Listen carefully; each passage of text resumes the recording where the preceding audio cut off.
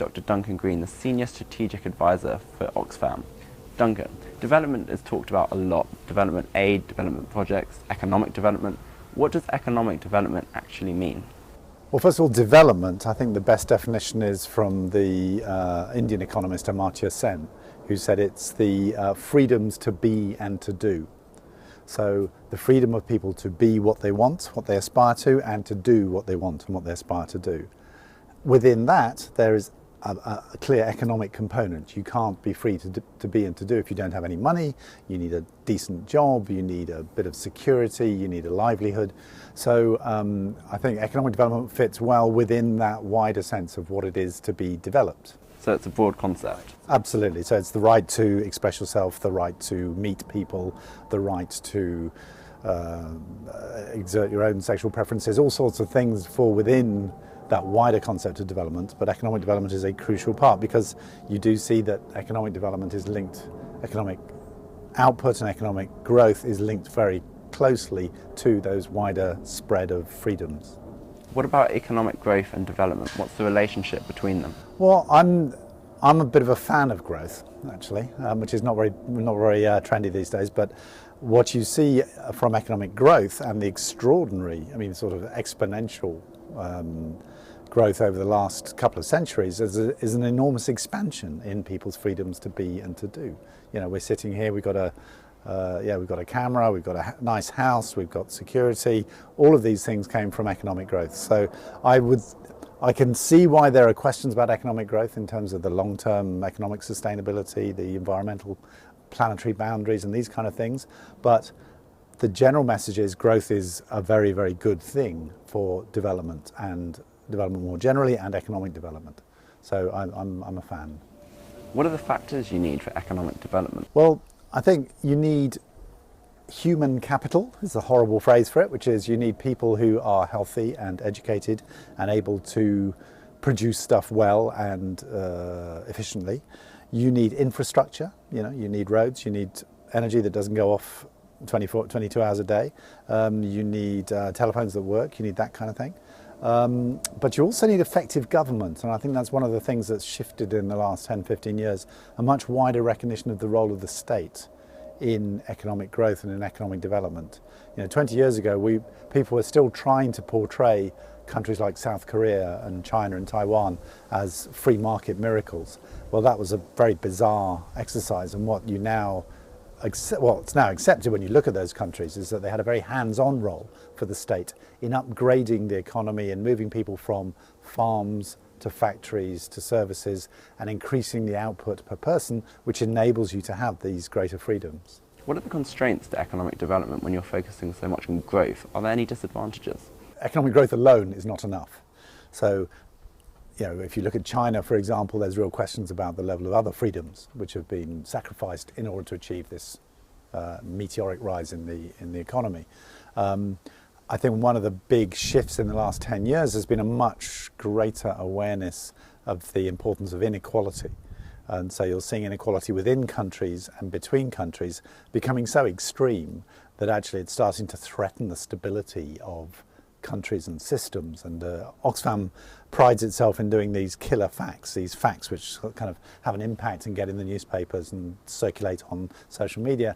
And one of our big ones from this year was we calculated that the 85 richest people in the world have the same wealth, assets, as 3.5 billion poorest, the half of the world's population, which is the poorest. So those 85 individual people have the assets of 3.5 billion poorest people. And since then, Forbes magazine has recalculated on the latest data and it's down to 66. So you've got a level of extremity in wealth and inequality, which I don't think we've really seen before.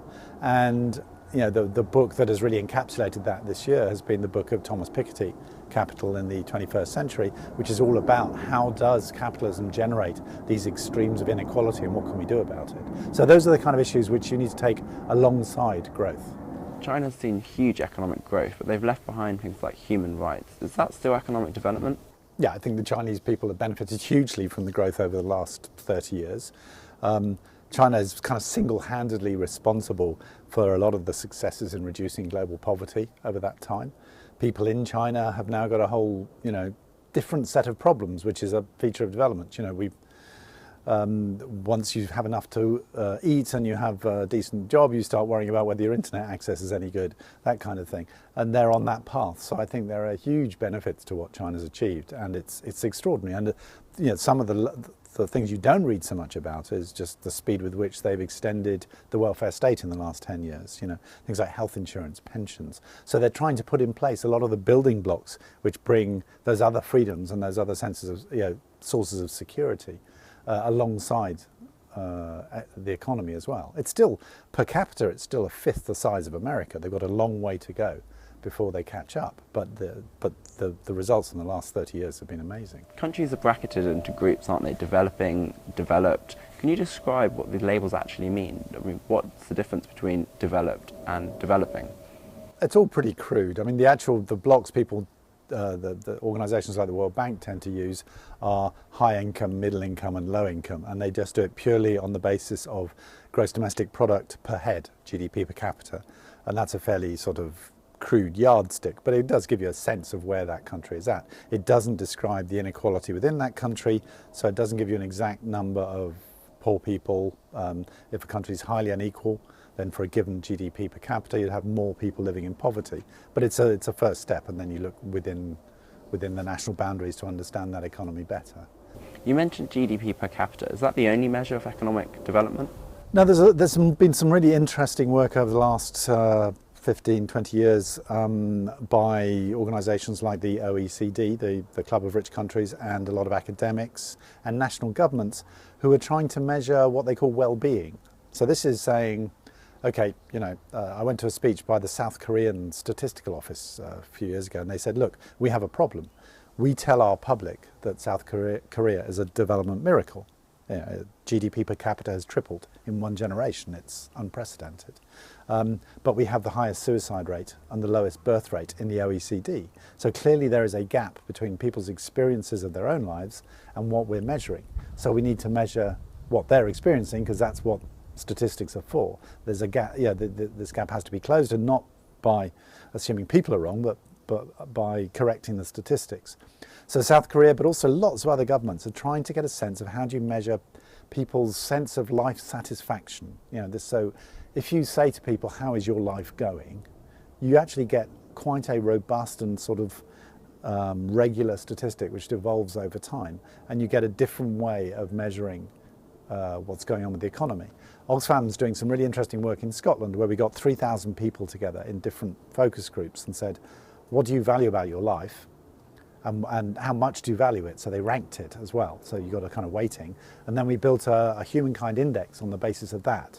And then you can actually see that that doesn't always follow GDP exactly. It tends to be smoother, doesn't go up and down as much as GDP. And it rates things like relationships, health, housing, security, and those kind of things. So it's quite interesting how fast this very, very big global statistical project is moving to trying to measure other things as beyond GDP. What do you think of the Human Development Index? It put together education, life expectancy and GDP as a kind of very, very crude proxy, right? Okay, that's better than just measuring GDP. That gives you a sense of how well a country is educating its people, of what sort of health expectations its people have. So that's a kind of start. And the United Nations who did that, you know, should be praised for doing that, and they've been doing it systematically for 20 odd years now.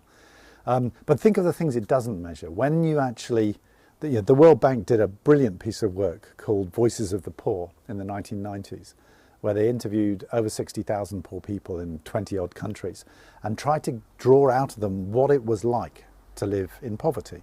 And the things that came out of that were things like shame, anxiety, humiliation. You know, I hate not being able to afford decent clothes, makeup, whatever it is, because that makes me look terrible in front of my neighbours. And poor people feel that just like anyone else does. You know, they're not a different category of people. And so actually, I think a further frontier in terms of measuring well-being would be measuring things like shame and humiliation.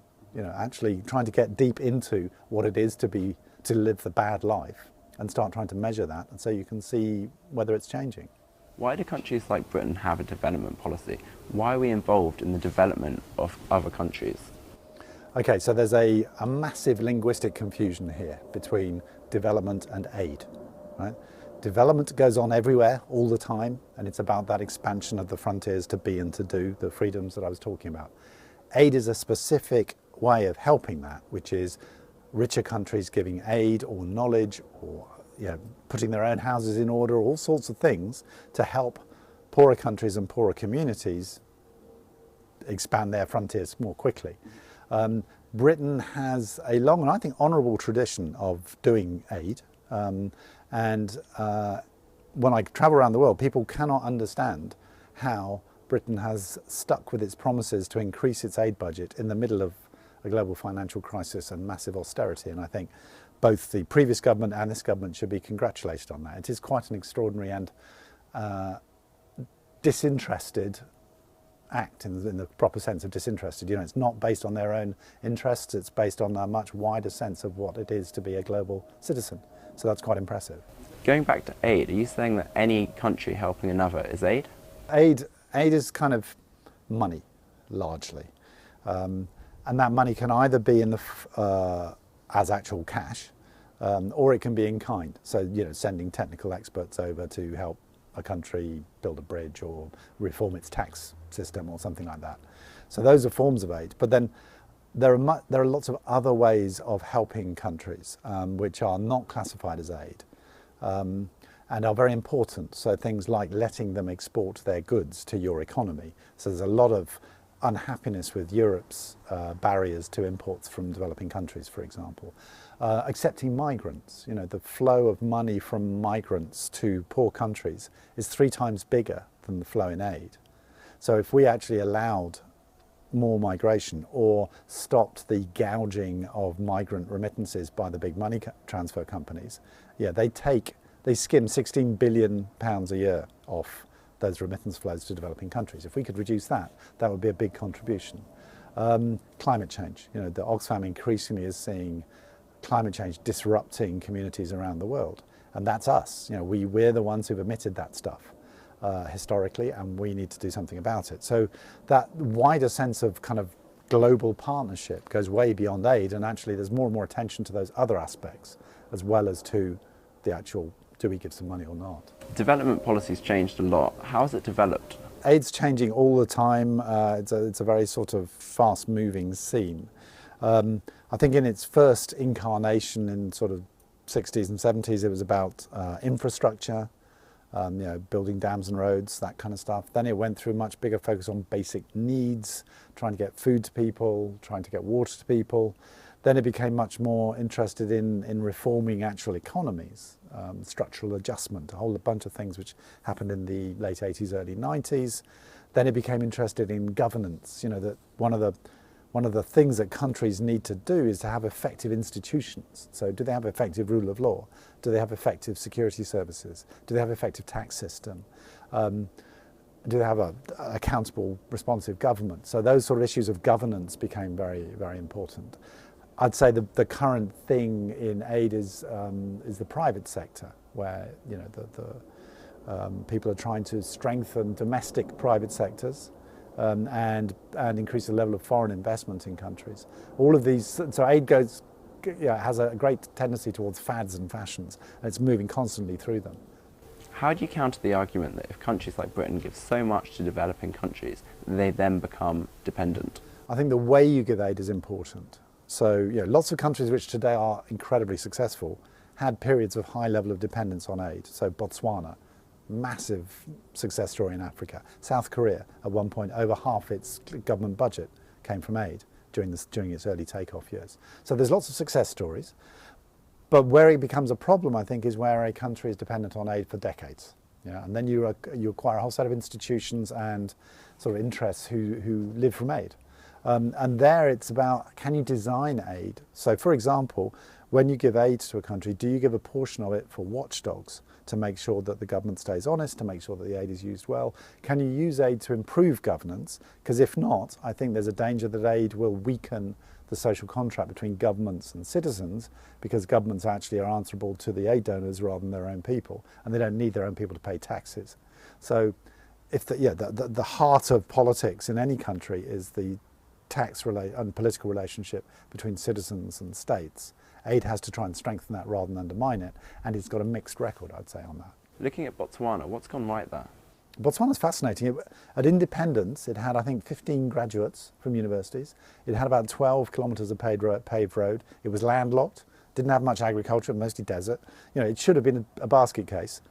It went up to $6,000, from $300 per capita to $6,000 on the basis of diamonds, which is supposed to be the curse of wealth, blood diamonds, all that kind of stuff. And the way they did it was they used aid very well. They got lots of very young economists to come over as technical advisors who often stayed in Botswana and became Botswanan citizens. They did a really good deal with De Beers, the diamond company, which meant that they actually got a decent amount of money. And they had a good governance system. They had a government visionary leader, Seretse Khama. They've got a quite inclusive kind of way of deciding national plans. And in some ways it was accident. Things like they decided to nationalise mineral assets under the soil before they discovered the diamonds, right? So therefore, when the diamonds were found, they had an institutional framework for managing them. If they'd found the diamonds first, that law would probably never have been passed, So Botswana was very lucky. It found the diamonds at the right time after they'd nationalised mineral assets. They still had their traditional institutions in place because they'd been largely left alone and ignored by the colonies. So actually, it was in retrospect, with the wisdom of hindsight, it had a real chance of developing, and they've done incredibly well. Did they add value to their raw materials by developing production? So Botswana decided to try and add value to the diamonds and bring back all the diamond processing to Gaborone, the capital of Botswana. So you can always try and add value to the natural resources themselves. The old chestnut of, do you export coffee beans, or do you actually process the coffee and export ground coffee, or roast coffee? So those sort of questions. Actually, that's not enough, and over time, countries move from natural resources into manufacturing. So Finland is a lovely example. Finland started by exporting timber and fish. It then got rather good at making the machines to process the fish and the timber, so it went into exporting those. And then it actually managed to just sort of segue from having skills in machine manufacture to making stuff more generally, and ended up making mobile phones with Nokia. So you can move up the value chain, and you get a kind of denser and denser economy making more and more products and feeding off itself. Then you start to get development, so economic development picking up. Have you seen other countries learning from the experiences in Botswana? I think there's been a really interesting spread in thinking about what they call resource nationalism, which is Africa in the last 10 years has massively developed its oil and gas reserves, for example, and its minerals.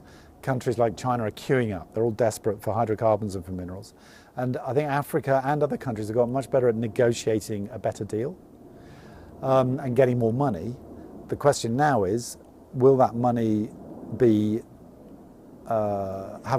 undermine the social contract and actually weaken governments' need to listen to their citizens, or can it actually be like Norway and be a source of long-term wealth, which is going to give that country a cushion even when the oil and gas run out?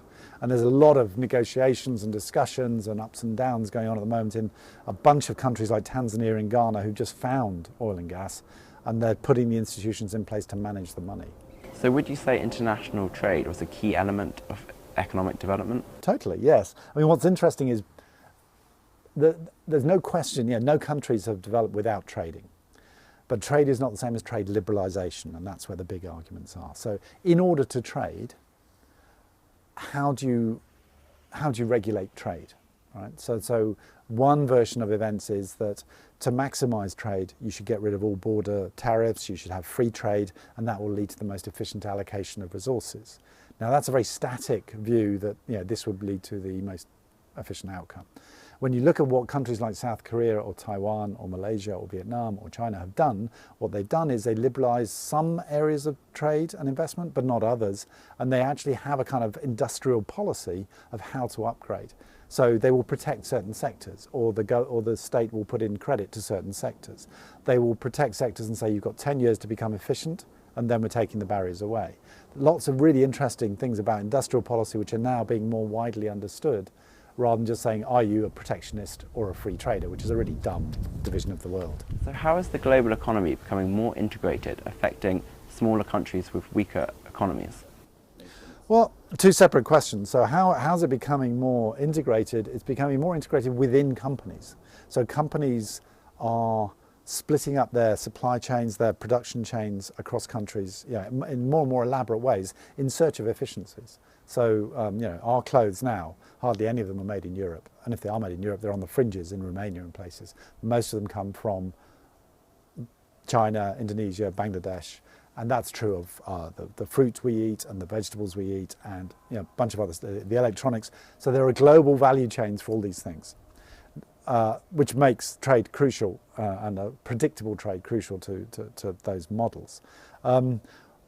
How you get into those things, you can either come in on a sort of subordinate level as the one who makes the cheap buttons for the shirts, and that can actually be quite effective. I think Bangladesh, for example, has done rather well out of producing the low end of garments, which has created jobs for about 4 million people in Bangladesh, mostly women. It's transformed gender relations in that country.